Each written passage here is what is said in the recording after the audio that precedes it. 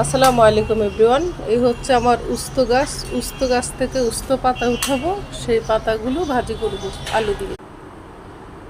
এই হচ্ছে আমার গাছের বেলকুনির গাছের উস্ত পাতা। উস্ত পাতাগুলিকে ভালোভাবে ক্লিন করব, কেটে নিব, তারপর আলু দিয়ে ভাজি করব।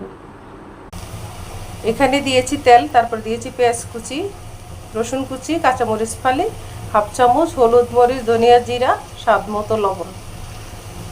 আলুগুলিকে ফ্রাই করে নিয়েছি। এখন আলুগুলিতে উস্ত পাতা দিয়ে দেব। ভালোভাবে কেটে ক্লিন করে নিয়েছি, এখন আলুতে দিয়ে দিব।